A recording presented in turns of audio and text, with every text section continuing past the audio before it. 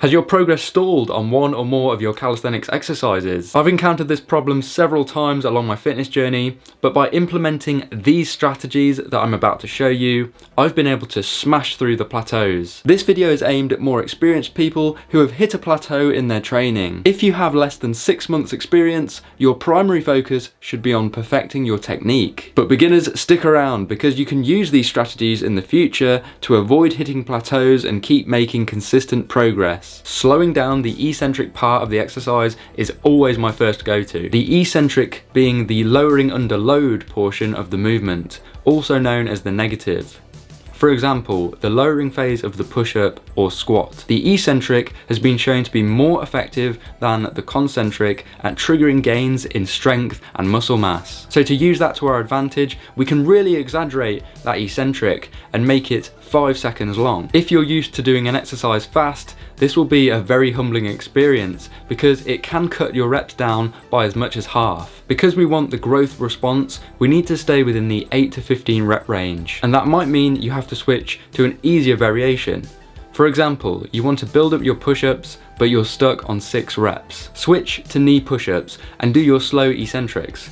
You're doing an easier variation of the push-up, but because you're making it much more challenging, you're giving your body a chance to get stronger. Slow eccentrics help me get much stronger in exercises like dips and single leg squats. Another strategy is to add a pause to your exercise, which is a super effective way to overcome sticking points. It involves freezing, usually at the most difficult position in the exercise, and although your body isn't moving, your muscles are still working. This is known as an isometric contraction. This can be used to build strength for many exercises. For example, if you're trying to transition from the tucked leg raise to the full leg raise, try keeping your knees at chest level for a few seconds before lowering them. I recommend you hold the pause for 2 to 3 seconds before completing the rep. Pauses are also effective for solidifying that good full range of motion form, because you can no longer rush through the movement and rely on momentum to help you. Once you go back to doing an exercise at regular speed after training paused reps, it's going to feel way easier. I credit paused reps with helping me break through pull-up plateaus in order to achieve 20 reps in a row. Let's say you're very close to your rep goal, but you can't quite hit it. This is where drop sets can help. For example, you're consistently doing 12 pull-ups, but you want 15.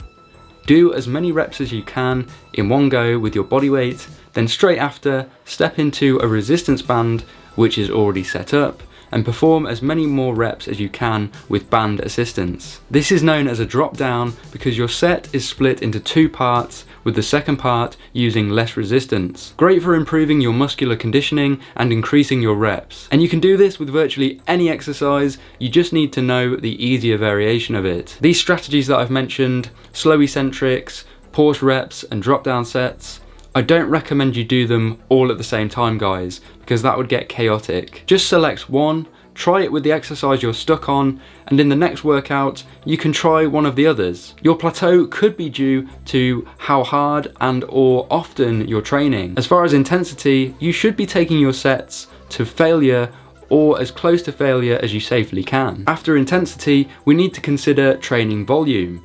How often are you training throughout the week? 10 to 20 sets per muscle group per week is considered optimal for building muscle and strength. It's not to say that you can't build muscle outside of this range, but it is deemed to be optimal based on the current research. To put that into practice, for your calisthenics pull training, that could involve 2 sets of pull-ups and 2 sets of rows 3 times per week. This should be an effective amount of volume for a beginner level. So we've talked about undertraining, but what about the flip side? Maybe you're currently doing way more volume than those recommended guidelines. Your plateau might be due to overtraining. That's why more isn't always better, and rest is actually very important for making gains. Some symptoms of overtraining are a decrease in performance, chronic fatigue, inability to relax, poor sleep quality and moodiness. So if you think you're doing too much, it might be a good idea to rest for a few days, then come back to training with that lower volume and see how you feel. And the last point, guys, is to be patient. View fitness as a long-term thing, not a quick fix solution. Building muscle and strength takes time. There's no getting around it.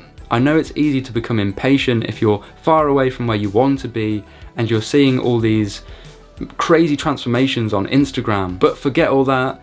This is your own personal journey, and as long as you stay consistent and give your body the correct elements to make those changes, i.e. enjoying your training, good nutrition and getting sufficient rest, the results will come. If you're trying to break through plateaus of your own, or you're just starting your fitness journey and you'd like a custom calisthenics program, click the link in the description to find out more. If you enjoyed, please like, subscribe for more, and check out the playlist for more calisthenics training tips. Thanks for watching guys, stay vital.